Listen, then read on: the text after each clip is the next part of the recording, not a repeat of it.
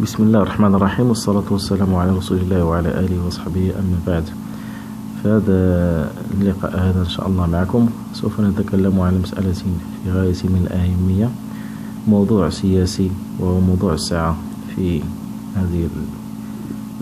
هذه الآونة، ألا وهو موضوع الخلاف أو الأزمة الخليجية، الأزمة بصفة عامة بين الشيعة والسنة في المشرق العربي وفي دول العالم العربي والإسلامي عموما. نلاحظ إخواني الكرام أن الناس أصبحوا يتكلمون في أمور ويتناقلون معلومات لا أساس لها من الصحة، يتناقلون أحداثا وعناوين وموضوعات مغلوطة، ويتفوهون بإشاعات أخذوها عن الإعلام الجائر ومن قنوات تخدم مصالح الأعداء لتأليب المسلمين فيما بينهم ولزرع الفتنة والحقد بين أبناء المجتمع الإسلامي. من هنا سننطلق إخواني الكرام لدراسة بعض الأمور وبعض الموضوعات، وسنبدأ بمسألة الشرك والتعريف بالشرك وخطره. وما هو الشرك؟ الشرك هو أعظم ذنب وأعظم ما نهى عنه الله سبحانه وتعالى، وهو أن تجعل الله عز وجل ندا. يقول الله سبحانه وتعالى: إن الله لا يغفر أن يشرك به ويغفر ما دون ذلك لمن يشاء. ويقول سبحانه وتعالى: وما أرسلنا من قبلك من رسول إلا نوحي إليه أنه لا إله إلا أنا فاعبدون. فجميع الأنبياء التي بعثها الله سبحانه وتعالى إنما بعثها لهذا الغرض ولمحاربة هذا الصنيع الذي يصدر من الإنسان، ألا وهو الشرك بالله عز وجل. وقال تعالى في آية أخرى: ولقد بعثنا في كل أمة رسولا أن يعبدوا الله واجتنبوا الطاغوت. فكل الأنبياء وكل الرسل كانوا يدعون لتوحيد الله عز وجل ومحاربة الشرك واجتناب الطواغيت واجتناب عبادة الأصنام. وقوله عز وجل في قصة هود عليه السلام: وإلى عاد أخاهم هودا قال يا قوم اعبدوا الله ما لكم من إله غيره إن أنتم إلا مفترون. لذلك نرى في قصص الأنبياء جميعا دعوتهم للتوحيد وصدهم للشرك وأهله. وفي قصة نوح أيضا يقول تعالى: لقد أرسلنا نوحا إلى قومه فقال يا قوم اعبدوا الله ما لكم من إله غيره إني أخاف عليكم عذاب يوم عظيم. وفي قصة إبراهيم كذلك: وإبراهيم إذ قال لقومه اعبدوا الله واتقوه ذلكم خير لكم إن كنتم مؤمنين. وكما تعلمون أن إبراهيم عليه السلام أبوه كان من عباد الأصنام وكان من عباد الأوثان. وقال سبحانه وتعالى في قصة ثمود: وإلى ثمود أخاهم صالحا قال يا قوم اعبدوا الله ما لكم من إله غيره. وفي قصة شعيب أيضا قال تعالى: وإلى مدين أخاهم شعيبا قال يا قوم اعبدوا الله ما لكم من إله غيره. فتلاحظون جميعا أيها الإخوة الكرام أن النبيين والمرسلين إنما كانت دعوتهم دعوة واحدة، ألا وهي توحيد الله عز وجل، كما قال عيسى بن مريم عليه السلام: وقال المسيح، كما في قوله تعالى: وقال المسيح يا بني إسرائيل اعبدوا الله ربي وربكم إنه من يشرك بالله فقد حرم الله عليه الجنة ومأواه النار وما للظالمين من أنصار. وأيضا في قصة يوسف عليه السلام قال تعالى: إن الحكم إلا لله أمر أن لا تعبدوا إلا إياه ذلك الدين القيم. وقوله عز وجل وقوله سبحانه وتعالى كما أسلفنا في قصة هود: وإلى عاد أخاهم هودا قال يا قوم اعبدوا الله ما لكم من إله غيره.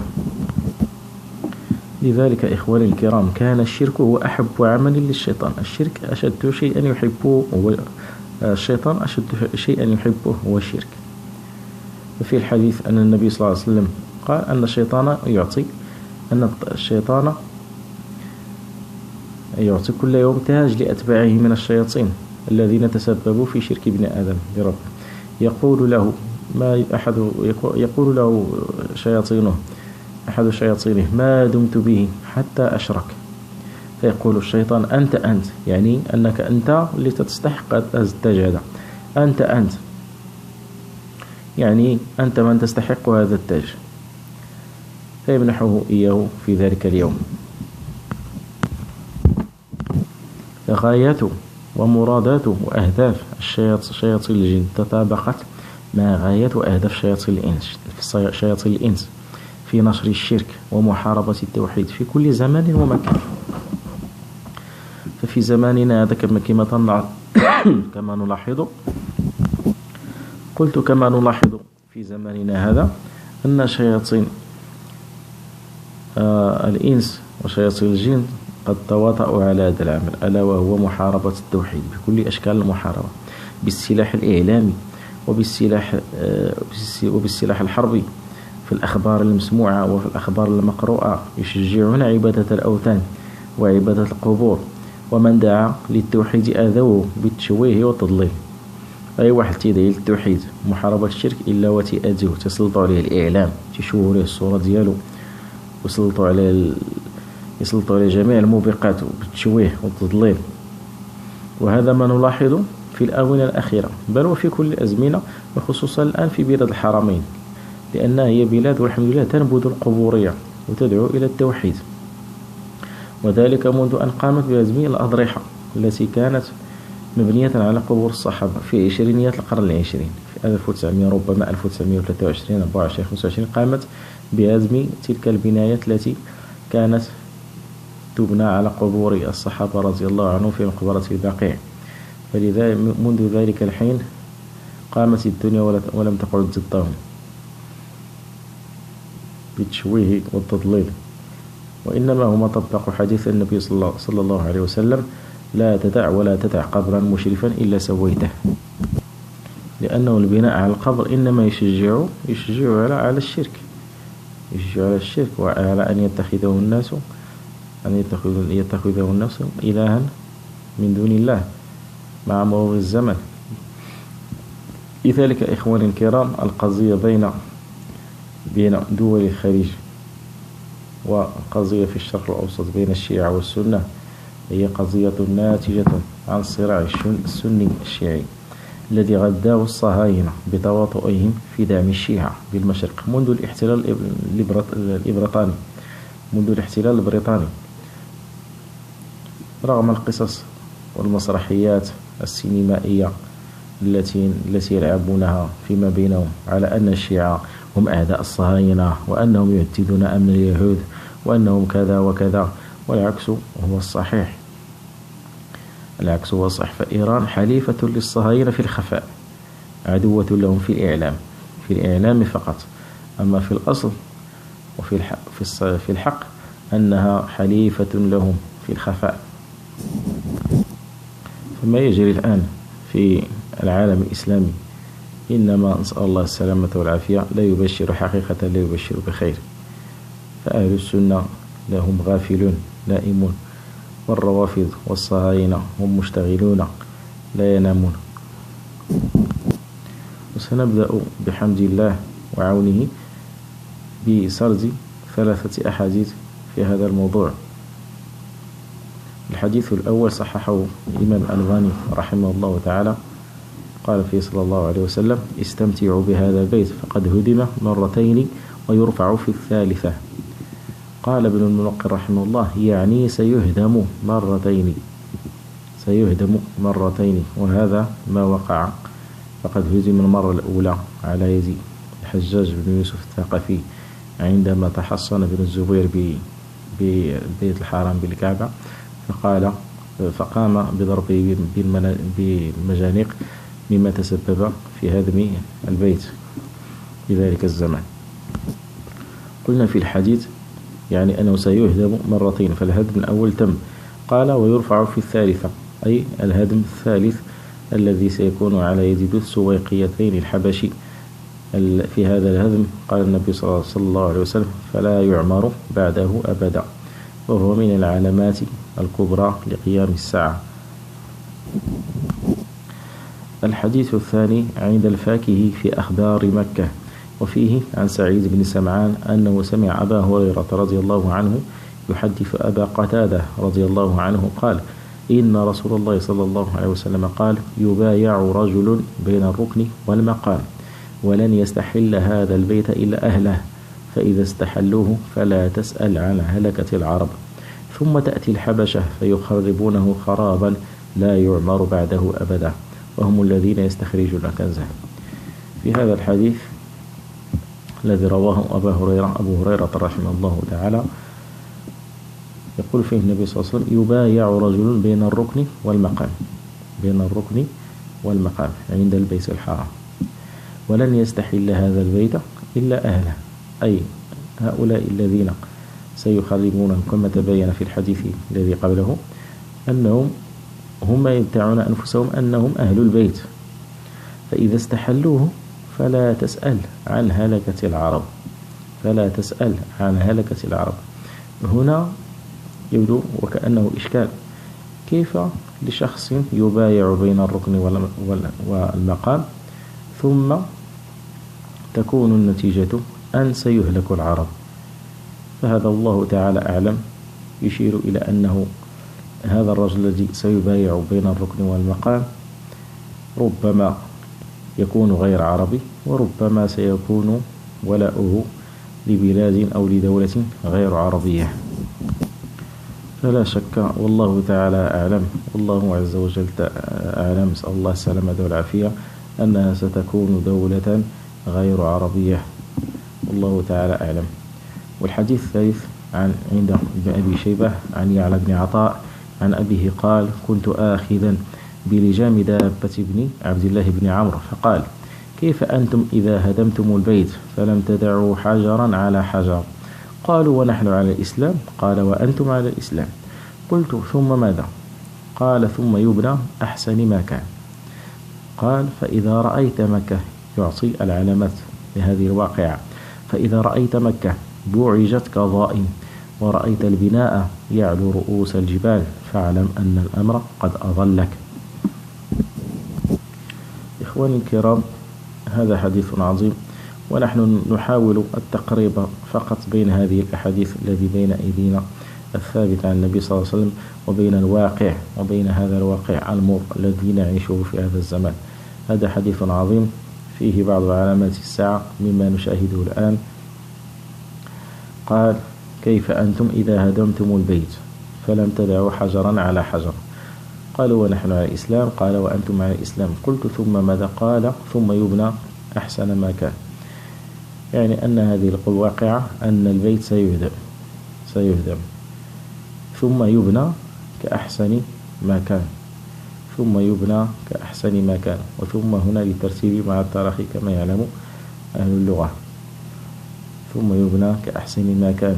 فهذه العلامة التي سيعطي لهدم الكعبة هي التي قال فيها: فإذا رأيت مكة بوعجت كظائم، يعني أنها شقت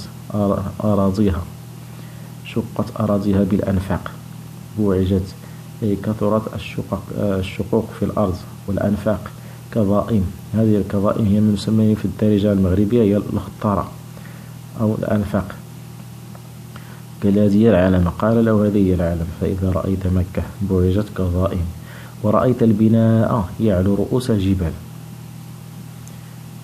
منين تيبان لك أنه البني والعمارات تيبانوا من فوق الجبل، تيبانوا أعلى من الجبل، من المكان الذي تأتي منه ترى البناء يعلو على الجبل، تيبان لك العمارة فيت الجبل. وهذا ما نراه في مكة في هذا الحين، نسأل الله السلامة والعافية.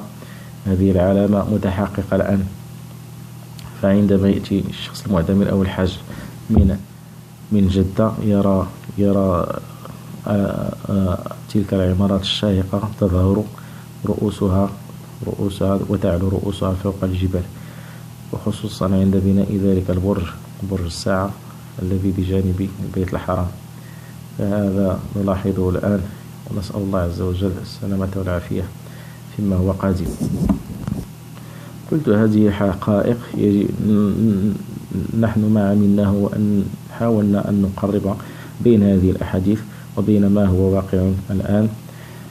لذلك إخواني الأمر يجب علينا، الأمر جد جد جد صعب، ويجب علينا الاستعداد لهذا الأمر.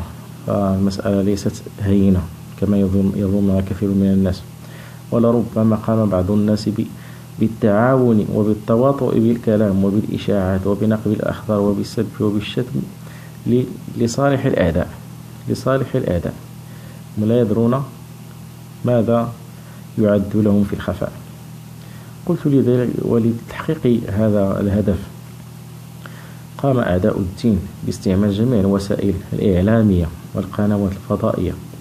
فهذه القنوات لا تخرج في عمومها عن صنفين: إما قنوات تدعو للفحش والرذيلة، وإما قنوات تدعو للبدعة ولتغيير الدين وتشويهه. فمثلا نعطي مثال، مثلا قناة العربية، قناة تجر علمانية تجر للفحش والعهر. والجزيرة هي قناة فيما يتضح للناس أنها قناة نوعا ما متدينة، ولكن في الأصل هي قناة تجر للبدعة ولتغيير وتبديل الدين وإلقاء الشبه التي تظهر، وإلقاء الشبه في الدين وهي ليست منه. وهذا أشد بلاء من الأول، يعني أنه هذه القناة التي تسعى إلى تغيير الدين فأشد بلاء من القناة التي تدعو إلى الفحش والرذيلة، لأن الناس الفحش والرذيلة يعلمون أنها حرام وأنها لا تجوز وأنها كذا وكذا. أما إذا بدل الدين فالناس يكونون على باطل ويحسبون أنهم على حق. هذا هو الخطر. وسنريد في هذا الكلام بعض الحقائق التي يعرفها كثيرا من الناس ويجهلها الكثير الآخر، يعني أن قناة الجزيرة في غالبها هي قناة شيعية، قناة شيعية صهيونية. وبعض الأدلة على ذلك أنها كانت تنقل خطابات نصر الله مباشرة، كانت تنقل هذه الخطابات مباشرة قبل أن تشوه صورتهم، قبل أن يفتضحوا في الثورة السورية التي تم إفشالها وتم تشويهها بالتكفيريين وتسليط الداعشيين التكفيريين عليها. أيضا كانت قد تماطلت في نقل أحداث هذه الثورة السورية. وأيضا قناة الجزيرة دائما تستضيف، إن استضافت شيخا أو عالما مسلما إنما تستضيف المبتدعة، وقليلا ما تستضيف شيخا يعتبر من الراسخين في العلم أو شيخا متمكنا. وخير دليل على ذلك أنها في المغرب طردت من الرباط، كانت تنقل أخبار المساء من الرباط، فقامت السلطات المغربية الحمد لله في حملة مباركة على التشيع بطردها من المغرب.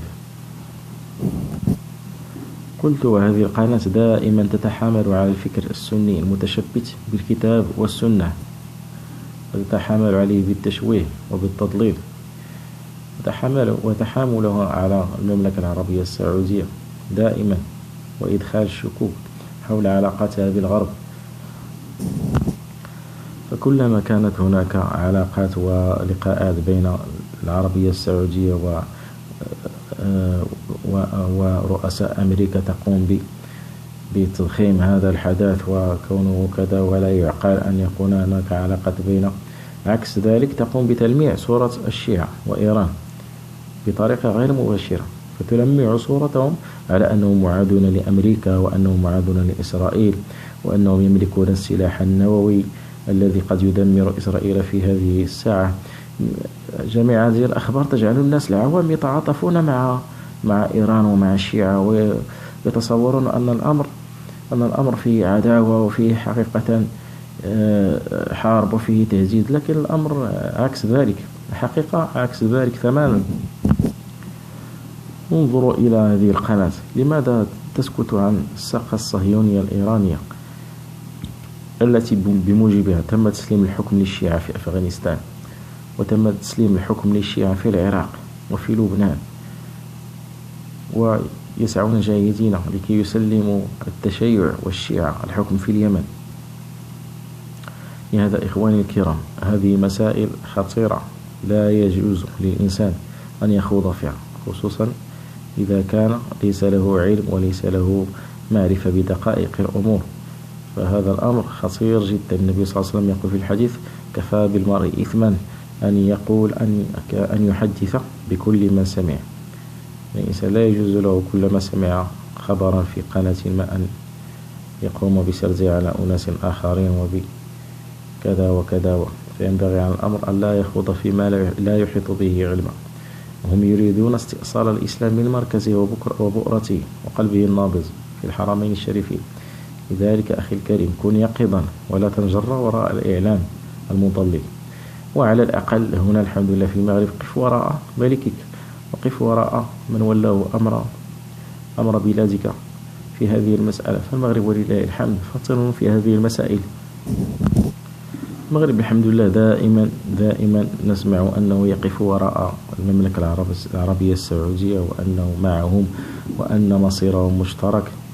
ولذلك الحمد لله على الأقل قف وراء ملك البلاد الحمد لله، ولا تتحدث بأمور قد تجر على المسلمين السوء في المستقبل. جزاكم الله خيرا، والسلام عليكم ورحمة الله وبركاته. ونسيت قبل أن أختم هذه بعض الصور في كتاب الخطة الخمسينية. هناك خطة خمسينية لآيات الشيعة في نشر التشيع في الجزيرة العربية وفي الشرق الأوسط عموما.